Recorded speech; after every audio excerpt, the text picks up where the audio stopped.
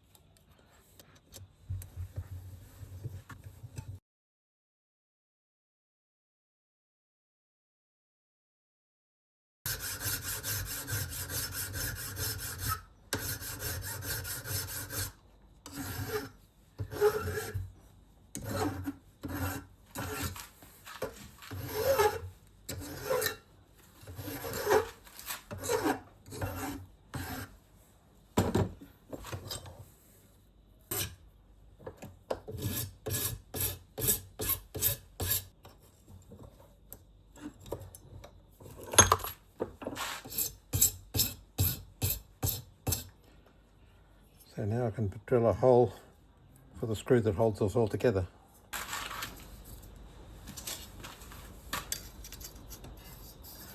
It's 4mm across, so I'll make a mark at 2mm.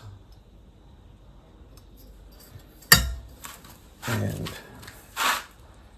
this is about, so yeah, 2.5 centimeters down would be about right, about where that mark is. That's where I want to have my drill hole. So we'll get the hammer on the back wall here. Make a centre punch mark. And move over to the drill and drill press, and we'll take a maybe 6.5mm drill. Give a bit of clearance for the screw to go through there. Got it, lock it up. And actually I think I'll go right through, so there's a hole on the other side as well. Not for any particular reason, except that it will let the sound out.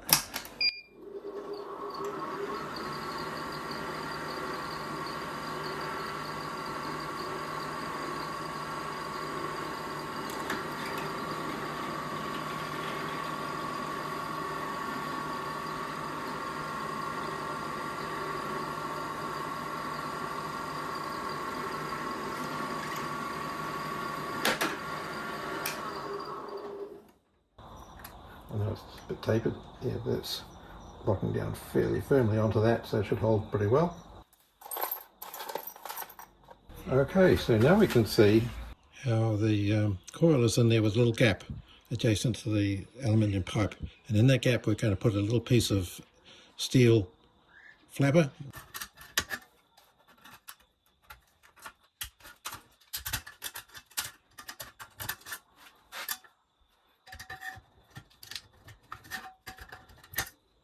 So, got a roughly hacked out piece of steel. And a bit of a mess of that. Let's see what I've got here. Magnets. Very magnetic. Of course, if you use stainless steel, it's very often not magnetic, so I get a piece of regular tin.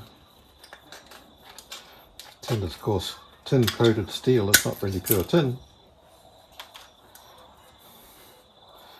And it's going to go inside here, so it needs to be sort of about that wide, about an inch, 25mm.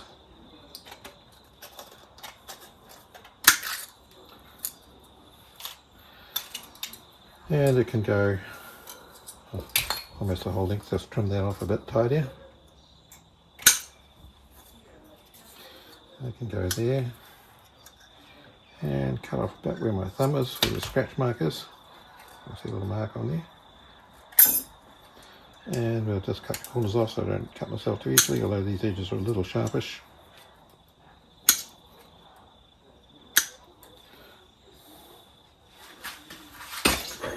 and I'd like it a bit flat. There you go, fairly flat. So it goes inside here. When you put current through there, it's going to be a magnet. It's going to pull this piece of tin up and down. And so I need to put a screw inside here to hold it. And to get to that screw, I'm going to put a drill hole through from this side and right through here, drill and tap there, and then put the screw in from the inside. So that'll mean I'll need a 5mm hole first, ready for a 6mm screw, and this hole at the top can be opened out to a bigger size. Just have them cut that quite parallel, the sides.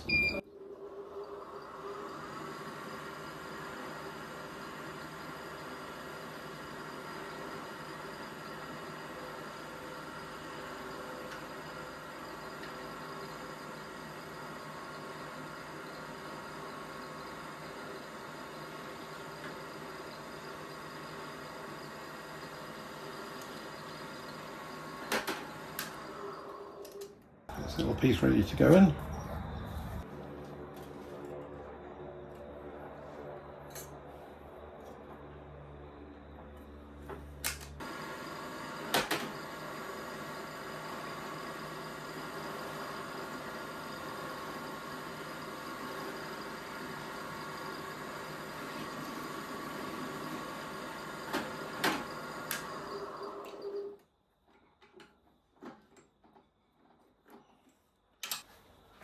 Just big enough for a screwdriver to pass through.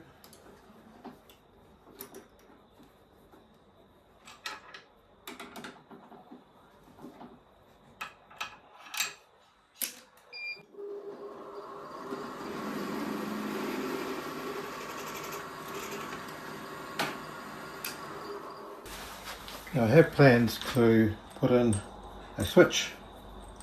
This is the switch I've got. That's an on-off switch. 5.6, so 6mm drill is about right.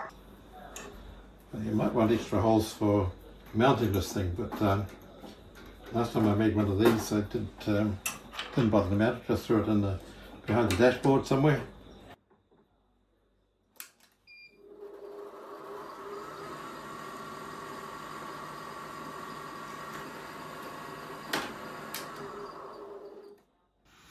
So I'm ready to do some basic wiring. Actually, just drew a little circuit diagram there. Give us some idea of what we're doing. This is the fuse box in the car that drives the indicators and emergency flashes, hazard lights. That fuse has to be blown so that we can use it to connect into the car's circuits. So I get a blown fuse and connect a wire going to the coil, and the other wire from the coil comes back again and onto that fuse. So any current that normally goes through the fuse is going to go through the coil instead. So for safety's sake, we have to insert a fuse in here so that we don't eliminate the fuse altogether. Got a switch here that'll short circuit the coil so that if we don't want that thing actually clicking, we can just turn that switch and the current will still go through here and into the car. So it's just bypassing the coil. Then we have a diode in here. A diode is a one-way valve for electricity, and normally it'll go from plus to minus. It'll conduct that direction. But what we want to do is have it the opposite direction, because when this coil becomes magnetized, you turn it off, and as the magnetism collapses, it creates a voltage in the opposite direction, and this drains away that surplus voltage that's going the wrong way. Otherwise, you can get surges going through into your car's circuits from the coil magnetic field in the coil collapsing and creating a voltage going backwards, and it can cause spikes in your circuits. In actual fact, the indicators that are already in the car will have a diode in there already, and it'll probably do the job, but just to be sure, we'll put our own diode in there as well. At this stage, I'm just going to connect a couple of wires onto the coil so that we can have something a bit more substantial than this coil wire. The coil wire is coated in varnish, or sometimes shellac, which is an old-fashioned kind of varnish they used to use. I've got some here actually, real old-fashioned stuff. It used to be used for polishing pianos and things like that, made from the shells of insects. So I'm scraping all this insulation off these wires so that then I can solder onto them.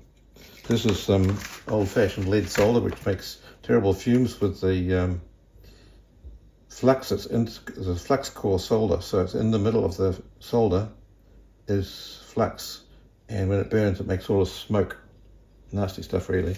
These days we're supposed to use pure silver solder for anything commercial anyway. Yes, that's tinned, got a layer of tin on the surface. So I've got solder coating both of the pieces first. One here for the other side, blue one. Current going one way will make it magnet north-south, and if you put the current the opposite way, it'll go south-north. But for this job, it doesn't really matter which is which. It doesn't really matter which is red and which is not. I think we'll just wrap it around like this, and then saturate it in solder. Actually, what I'm going to do is embed this whole thing in epoxy resin anyway, so it really doesn't even need this insulation on there, but just to be sure. So they can go there. This can go here.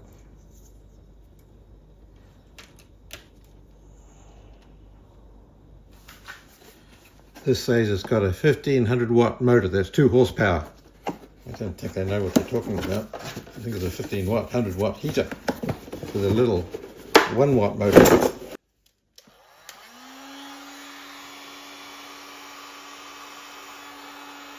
shouldn't be very fast.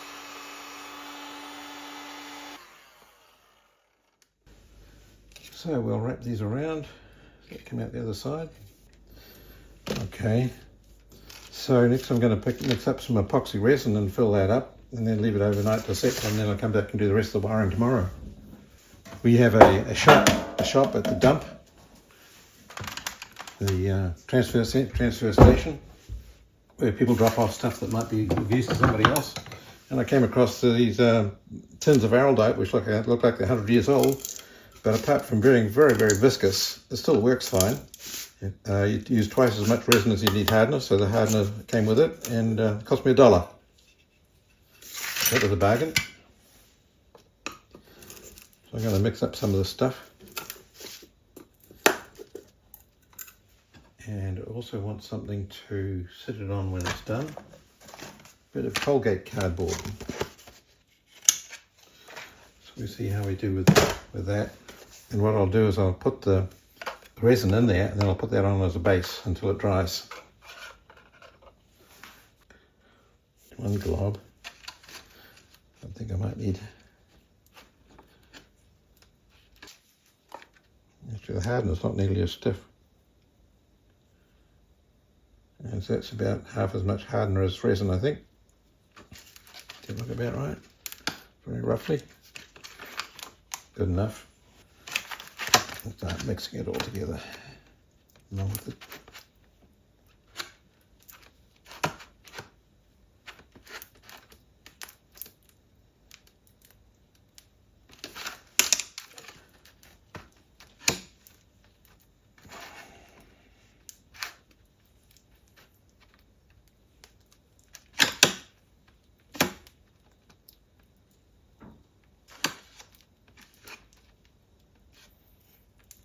Sometimes they make these two components quite different colours so that you can see better when it's all mixed. These two are sort of yellow and white, so you can still see it. Scrape it off the bottom and bring it back to the top. Keep turning it over. It's looking like it's probably getting to be fairly well mixed. It's convenient that it's so thick because then it won't run through to the other side of the device so much. So I want to basically embed this coil.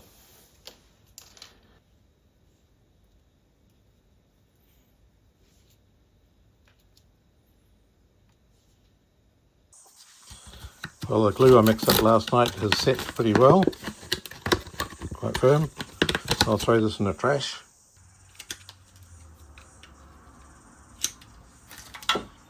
Ta-da!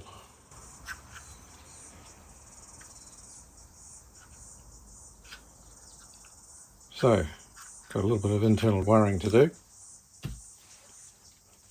I think I'll take that switch out just to make it easier to solder.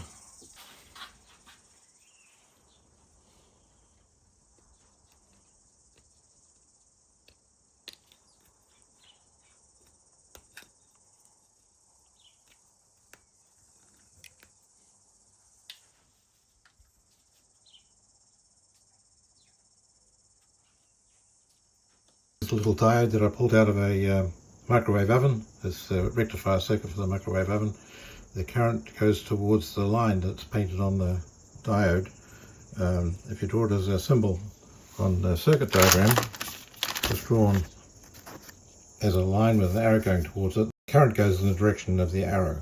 In this case, we've got the current to go backwards against the polarity of the battery. The line on the diode corresponds with the straight line on the symbol. I'm going to bend a couple of little hooks on here.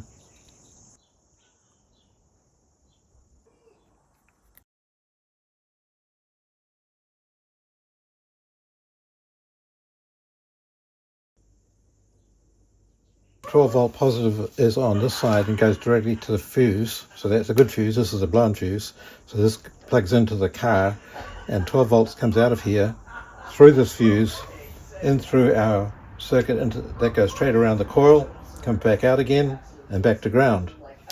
Meanwhile, we've got a switch on there that short circuit the coil, so then the current just comes straight through and turns the clicker off.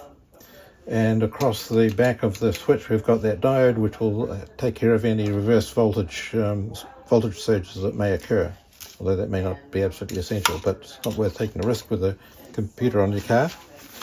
So that's basically the finished project.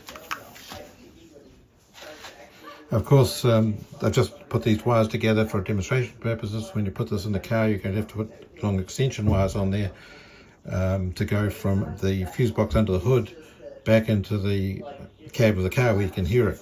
So it needs about a 6-foot long pair of wires on there, red and blue. What you missed out on seeing on the video when the battery died on my camera is how this clicker plate was screwed in. You can see it in there just. So there you can see the clicker plate screwed in with a screw, and this hole here was drilled extra big to allow a screwdriver to go in there.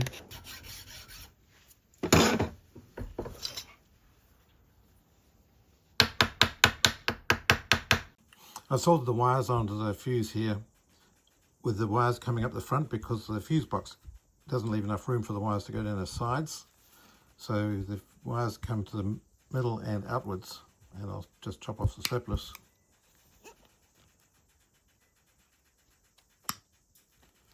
And I'll run across this with a file to take any surplus solder off so it'll go into the plug properly.